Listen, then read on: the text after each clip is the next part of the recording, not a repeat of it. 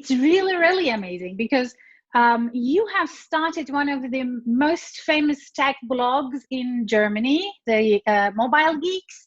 And now you are leading the digital transformation for Daimler. My first question is, why do you live in Taipei? Well, first of all, I love it. Taiwan is a beautiful island, and people are absolutely nice. Probably the kindest mentality that I ever experienced in all of my life. Well, it's easy to say for a German. But of course, in general, it's the epicenter of hardware technology in the world, right? I mean, all the big brands, whether it comes to notebooks or PCs, or even smartphones, because I'm pretty sure that no one in Europe or in Northern America doesn't have anything from Taiwan in his household. So roughly about 30% of the components in your smartphone are coming from Taiwan. When it comes to notebook market, the biggest notebook manufacturer is situated in Taiwan. The biggest chip manufacturer, TSMC, for all these so-called fabless manufacturers like Qualcomm, Nvidia, and they're even building the SoCs for the iPhone. It's also here in Taiwan. Biggest bicycle manufacturer. It just goes on and on and on and on. Also, of course, a huge epicenter for the automotive industry when it comes to new technologies. So over here, I really live at the core of it all. Right? I have in a circle of about 10 kilometers, I can just reach out to all these headquarters. It's actually really interesting. Why do you think it is so? Why do you think that we are so, in Europe, so behind? Because when you see all these cultures and how many early adopters are there in the in Taiwan and in China, and so why do you think that they're so much more innovative and willing to adapt than we are? Well, first of all, I would say this is just a different industry, right? When you look at the mainland European industry, it's just heavily focused on engineering and production. While over here, I mean, they basically came from the rice field in the mid-'70s or late '70s. By the late '70s, the government over here just introduced a fund, right, to kind of sparkle and ignite entrepreneurship over here for the semiconductor business. And when you look at all these brands, Asus, Acer, MSI, Gigabyte, Foxconn, the biggest the biggest manufacturers in the world in general, they all got kind of founded in the late '70s, early '80s. So it's a completely different route they took over here, and therefore they also created different industries. Yeah. The conversation is super interesting, but we shall not forget that this is also a 3-ingredient creative cook show. Okay. Exactly. So can't wait. Since you're in Taiwan, what are you offering tonight? Well, actually, when in terms of dinner, I have to admit that I came from a local kind of spaghetti or pasta restaurant, and I had fettuccine with spicy tomato sauce and a little bit of bacon just to get some protein into my system. But usually, I mean, the most famous dishes here in Taiwan are all kinds of dumplings or so-called dim sums or xiaolongbao. But the most famous dish that you can get over here is the beef noodle soup. We even have an annual competition where they're going to crown the beef noodle king. A beef noodle soup is a pretty straightforward beef soup that my grandma used to make. It has some homemade, very thick pasta in there, almost like Japanese udon noodles. But I'm a sucker for an amazing beef noodle. I just really love it. I mean, the kitchen in general. Taipei is a foodie paradise, right? It just makes no sense to cook over here. First of all, it's more expensive, right? Plus, you're going to miss out on so many amazing new flavors. So this is why I'm hitting the street each and every day. Best excuse ever. That's actually really funny that you say that, because I have a good friend whom I must introduce you guys. And he says, you don't even need a kitchen. Yeah. Yeah. Yeah. I just, again, I have no idea when I used my kitchen for the last time. Probably about 5 or 6 years ago. Yeah. Oh my God. Well, yeah. Well, then I'm just going to go ahead and prepare something. Please. With Absolutely. some really old bananas, and some mixed cereal. So I'm just going to be making some really easy to make breakfast cereals. Everybody loves them, especially my kids. You just use some mixed muesli with some old bananas, and you just put it in the oven. I will be Those doing are it the at the best. same time. Yeah, The easy old to bananas. prepare, and and foolproof. In my case, it's important. Well, Sascha, but how come that, after having such a famous and influential blog, like the Mobile Geeks, you've started it, you built it, you made it really successful, and then you say, I'm going to change sides. So how come that an entrepreneur turns into the big corporation? Yeah. Well, I just needed a new adventure. It's basically what it is. I mean, I started writing about technology for the love of it, right? I believe in the future, and I believe the aim for each and every new technology and evolutionary innovation that we're going to introduce to the world is to make the world a more livable place, to kind of succeed on various fields, and to kind of help people. This should be the fundamental aim of technology, or the fundamental goal for each and every technology. So I was super passionate about writing, to write about it. And after doing this for 16, 17 years, I thought, you know what, it's about time for a change, because I've only had like 2 indicators left where, in my opinion, we could have improved, and this would be more revenue, more profit, and more reach. I never started writing about this career or this entrepreneurship around tech media because I wanted to make a lot of money with it. I just started it because of the love for technology. And so it was about time for me to, finally go for a new adventure, and that was the big corporation. Well, I find it really, really interesting, because I'm hoping that you're also able to bring some of this entrepreneurial spirit in your day-to-day job at a company like Daimler, because we all know that cars industry, the automotive industry, is under a lot of pressure. Do you have any like strategies, or what are the things that you guys are thinking about right now?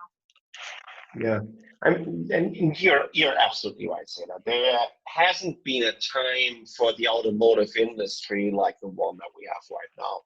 And I'm not using COVID-19 as an excuse, because when you look at all the prediction for the global automotive and for the global car market for 2019, they were all quite pessimistic before the Corona crisis. So we knew that there was something looking around the corner about to hit us. On top of it, what you see, the overall industry is going through this massive process of transformation, going from internal combustion engines towards electric cars and electric drivetrains. The investments for the overall industry are massive. Just the German car industry, with all the supplier chains, are roughly investing about 100 billion euros into this to make this transformation. There's no other car automotive industry in the world that invests so much into e-mobility. And that also means, your whole supply chain is going to change, the way you're going to do logistics. We at Daimler, we're building about 8 battery plants all around the globe. We're building a new factory where we can just be way more flexible and versatile when it comes to producing cars. But what's even more important, and this was also one of the reasons why I joined Daimler, I truly believe in their mission. If they would have never had such a roadmap or strategy, I would have said, no, I'm sorry, it's a nice offer, but I just can't do it. And this is, the goal to have carbon neutral mobility. So we are Daimler. In the year 2022, we are about to produce our cars CO2 or carbon neutral all around the globe. So this is a very, very important step for us, right? And this goes on until it's a strategy called Ambition 2039, where we're going to set up the whole company to completely carbon neutral environment, or completely carbon neutral setup. That means the whole value chain of the product, down to the sourcing of the raw materials. Also, of course, what kind of energy we're using. Everything is going to be carbon neutral as a goal. And this is even 11 years before the Paris Climate Agreement is asking for it. So this will you also the biggest challenge. Will you also ask your customers to use carbon neutral electricity and stuff? That would be awesome. Well, if you're buying one of our cars, you have to commit. Yeah. You know what? I think it's about commitment, and you're absolutely right. Sorry. This is a commitment. It's not only a commitment from a brand or a corporation. This is a commitment of a society that we're living in. And this is also a commitment that we have to give to a society. Listen, we understood, and as we all know, I mean, there's a lot of trust that the automotive industry lost throughout the last 3, 4, 5 years. You got to have a hard time. You got to work on credibility and reputation for 100 years, and it's just so easy to lose it. Now it's about us to prove that this is just not some tech bubble or blah blah and marketing instrument, but this is something that we are about to execute on, and that's exactly what we're going to do. But are you sometimes not afraid? I mean, I know that you're now not the expert on like e-mobility and things like that, and there is a certain company strategy and certain, governmental strategy behind all of this. But don't you sometimes still question this notion of, is really the e-mobility the future? Maybe it's going to change again in 10, 15 years, but if we now invest like hundreds of billions of dollars in this, how are we going to be flexible still? Yeah. I mean, well, first of all, whenever you work with engineers and innovators and scientists, the first thing that you need to have, or the most important attitude, is just having an open mindset. That means towards future technology, you just have to be open. I'm pretty sure that modern e-mobility or electric drivetrains, or when we look at the battery cell or battery packs of lithium ion that we also use in our phones and our notebooks, that's not the end of the line, right? In 5 years from now, to be honest, I mean, we will have far superior cell chemistry for the batteries, far listening, just washing my hands. Sorry. Yeah. Definitely superior control units that are taking care of the drivetrain and the battery pack as a whole. So you always have to be open-minded. I mean, we could talk about fuel cell and what kind of difference it's going to make to the transport industry. This would be a massive game changer, in my opinion. But in general, I truly believe that there will be a lot of people that are really looking forward to the future of individual mobility, because that's what it is. But I don't drive a car over here in Taipei. It just makes no sense for me. It just takes longer to find a parking lot than to get from A to B. So I'm constantly hopping on the public transport system, which is fantastic. The huge advantage of living in such a metropolitan area and environment. But there are so many people out there, they wouldn't have any mobility at all without the car. And I think this is very, very important. Well, I mean, you just mentioned now public transportation in Taipei. So how is actually the current situation there in terms of, dealing with the corona crisis? Well, it's just, we have some restrictions, and so you have to use a face mask for the last 6 weeks on the public transport system. You actually also on many stages you're getting scanned because of your body temperature, and if this exceeds 37.5 degrees, they won't let you on the public transport system. If you're getting on the public transport without a mask, that is like, geez, 15,000. That's about 500 euros that you have to pay as a fine. And you know what? I'm perfectly fine with it. There is no other place in the world except of Antarctica that handled the corona crisis as exceptional as Taiwan. Right now we have 421 cases. Taiwan has 23 million citizens. We haven't had a new case, a domestic case here for over 30 years. 30 years, that's a good one. 30 days. Well done. So you know, it's slowly about to change again. Right? There were no lockdowns at all. People just comply to the rules from the government. I love it. I absolutely love it. They did a so would you say that it's a high trust environment in terms of public trusting the government, or is it more like a superimposed must be trust? You know what, when you look at how they managed crisis in the past, like this, for example, SARS and the pig flu, you know, in Taiwan, especially with SARS, didn't really felt prepared at that time, and somehow they learned out of it. So for the last 15 years, you could never enter Taiwan without getting your temperature checked. You know, that was just the most normal thing that you could imagine. And now the way they ramp this up, but for example, also when you're getting on a public transport system and you have a cold or whatever, people would always wear a face mask over here. It's just very, very common. So therefore, I think they are much more sensitive when it comes to such issues of a pandemic or a crisis like a virus just going mad all around the globe. So therefore, I think it's a combination of, yes, they do trust the administration, but it's a fundamental mentality of, you know what, this is not about taking care of yourself. This is about taking care of the others. And I really like that attitude. That is actually really lovely.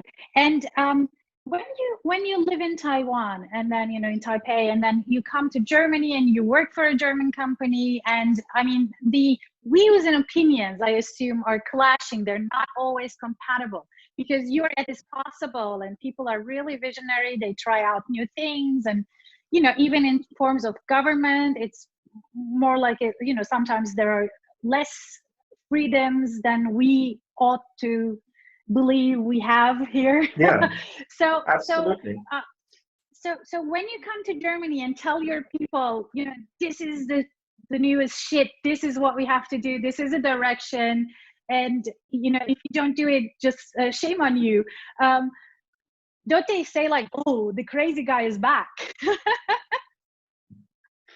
Typical German mentality is, first of all, and this has nothing to do with Daimler, our company. Let's talk really get onto this meta level of talking about German mentality. First of all, Germans know everything better than you. Everything. They are expert in everything, right? Which is so annoying. It's a typical German arrogancy that really shines through the corona crisis again. Yes, Germany got very, very well through COVID-19, at least the first wave right now, in terms of flattening the curve. And I was just super proud of everyone, right? The way they took care of it. But that was like 4 or 5 weeks too late, to be honest. So before that, they said, okay, you know what? It's just a flu. It's nothing. Even though most of the countries in the world already got the warnings from Taiwan. And I'm pretty sure, by the way, that this will never, ever happen again. But once again, there was this famous words of the former German Chancellor Helmut Schmidt, who said, a crisis reveals the true character. And this was the true character of Germans, being arrogant, being know-it-all, being what do you want to tell me? I know it much better, right? Look, we are so prepared here. I hope this is going to change a little bit right now. People need to become more humble. I think one attitude is also, let's not panic and be really sane and be really heavy and slow. Yeah. But still, I'm still surprised how they managed this. I think they did it very, very well. And the way they had this limitation, or this kind of contact limitation, I wouldn't call it a lockdown. We've never had a lockdown in Germany, right? You could still go to your supermarket and get out.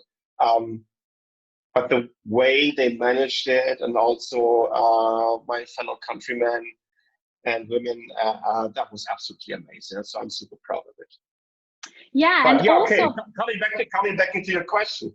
Yeah, exactly. I think you always have to somewhat deal with it. While I wrote about technology, I don't know how many thousands and tens of thousands of comments I got from people from Germany, telling me something completely different and trying to accuse you of making stuff up and whatnot. It can really wear you out, right? It's just,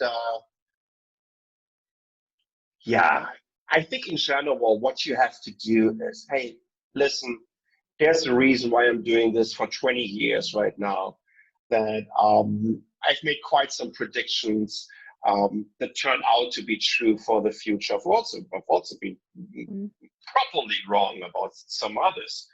But in general, I think I have quite a track record when it comes to this. So, I mean, you can believe me, I'm at the core of this, or you can't, right? And but this is about coming together, having different opinions, discussing different perspectives and ideas, and then making decisions.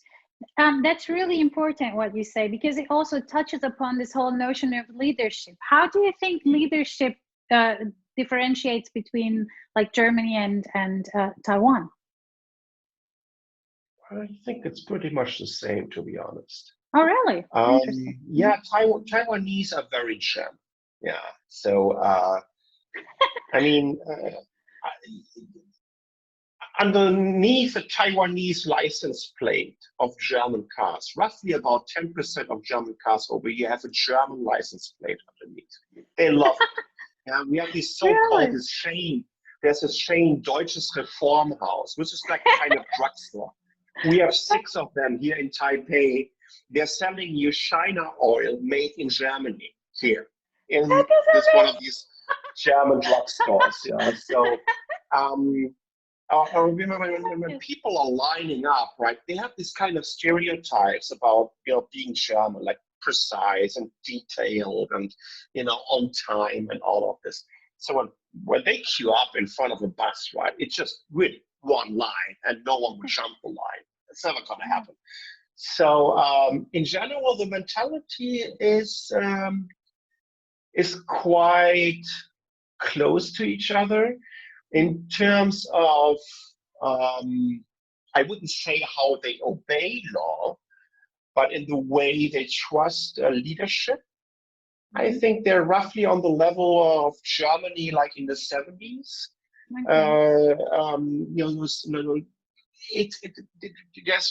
There's a different hierarchy. It's more strict and more limited for people over here. And these kind of very flattened out management level that we're trying to introduce in the Western cultures, or getting more entrepreneurial spirit into big corporations. This is something that actually is almost not existing over here when we talk about corporations, and we have some massive ones over here. I have 2 more questions before we're nearing towards the end. One of them is about being in Taipei and leading also German teams from afar.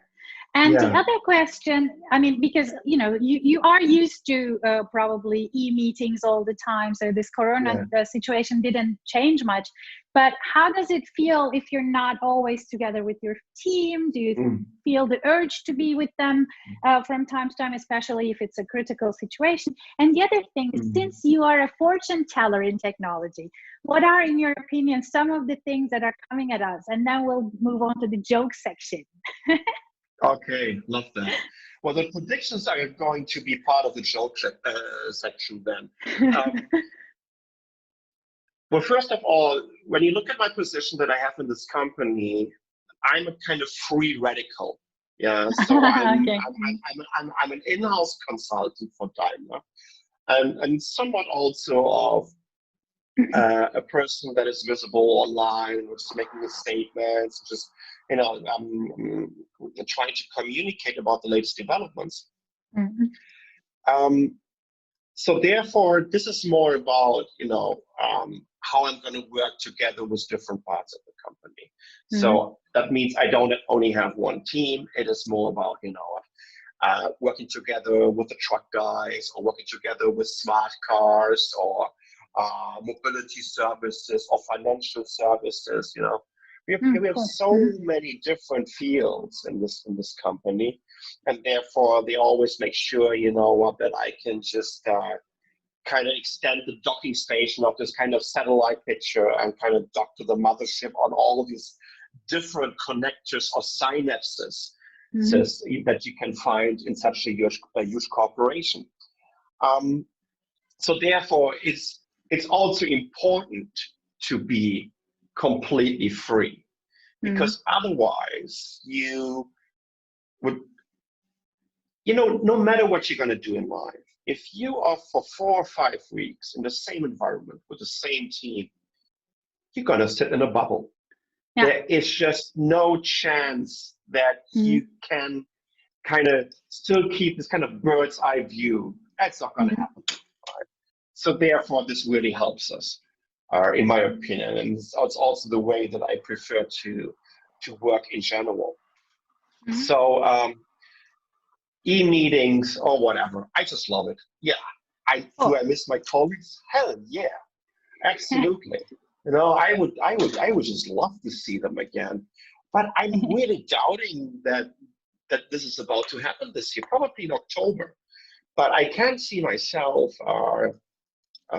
flying out of Taiwan in August or September. Yeah. They're going to put me into quarantine over here for 2 weeks when I come back, and I'm not willing to do that. Yeah. There might be an option if we can get some kind of safe corridors from one country to the other, right? With direct flights. A lot of countries and regions are actually talking about this. Let's talk about predictions. Let's take a look. What were the amazing predictions in the past? Let's say in the past 10 years or so. Biotech. Nothing. The most amazing thing that I remember because of biotech was the downfall of Elizabeth Holmes and Serranos, and that's about it. That was the biggest story of biotech. Virtual reality. Not much yet. No. Or the prediction, the usual annual prediction that you're getting by the end of the year, when people are telling you email is dead. Jesus, I live in a company where I just think, they just invented email. This is how many emails I'm getting. Yeah. But here is what I think the Corona crisis is really creating a new normal. And I don't mean a new normal in the way we're going to give up on habits, because this will clearly change over next year, no one will give a about this anymore, right? About keeping the distance and all of that. So this is going to change. We are so easy to get conditioned as human beings. But I truly believe in the way we are going to work from home, in the way It's really having an impact on digital transformation in huge infrastructures and huge corporations. This is making a difference because for the very, very first time, these companies actually realized, geez, it works. Yeah. It also, by the way, revealed, what kind of Jurassic Parks of different platforms they created throughout the years, and where they finally figured out and said, oh, Jesus, that's a quite weird setup and that we created over here, right? So we need to work on, more platforms and tools with open APIs so that we can work together. And but we're getting there in just 6, 7, 8 weeks. Corona is is and was already the biggest driver for the digital transformation. So this is going to have a huge impact. More and more people are going to work from the home office. Just to give you an idea, before Corona crisis, roughly about 4% of Germans work from home. And throughout through the peak of the Corona crisis, it went up to 21%. And I think that's absolutely amazing. So we are slowly getting there. One last thing in terms of technology, I truly believe that Apple will, after all these years, and they bought a really, really interesting company, Matteo from Munich, for their augmented reality portfolio about 4 or 5 years ago. I was already 6 years, I don't know anymore.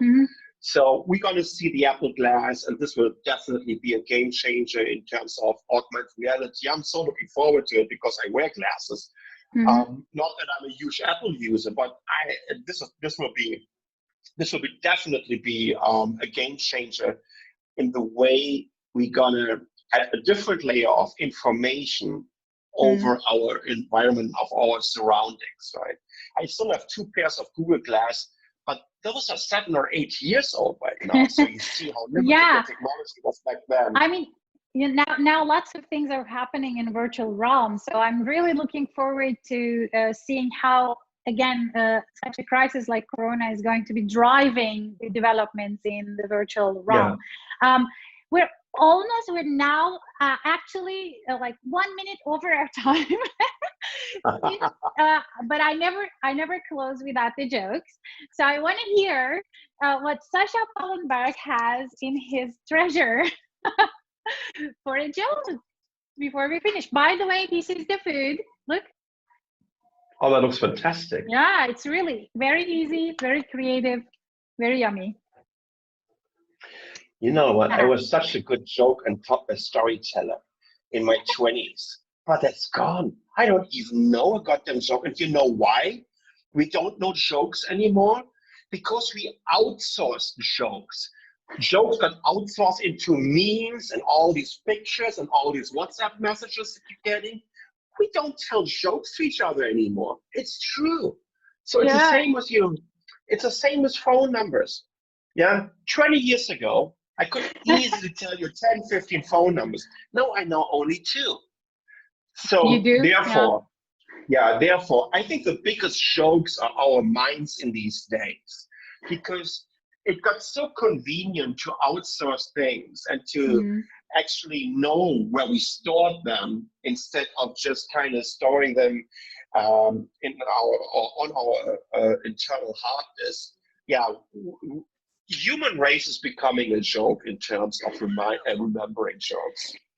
That's actually really true. But since I started this show and we added the joke section, I remember I started, reading all sorts of jokes, sorting them out. Now I have like 50 jokes in my disposal. And just to be, true to our tradition, let me just ask you a joke. Exactly.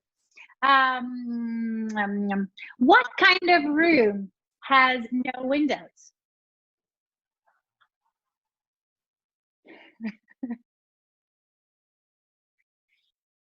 Oh, wait. I wanted to say something super intelligent and sophisticated, but I just can't put it together. My jokes are usually very shallow. It's a mushroom. Ha, ha, ha. Okay, you got it. Well, You got it. Sascha, I want to thank you so much. I think this was a delight. It was really insightful. It was really interesting. Thank you so And it much. made me That was remember fun. why we started this show in the first place, to connect with Oh, entrepreneurs fantastic. from all over the world and to show their ingredients for a better and brighter future for all of us. Thank you again. And I'm looking forward to reconnecting you, with you in sometime soon. Bye-bye. Let's Thank do you. that. Thank you so much. Yeah.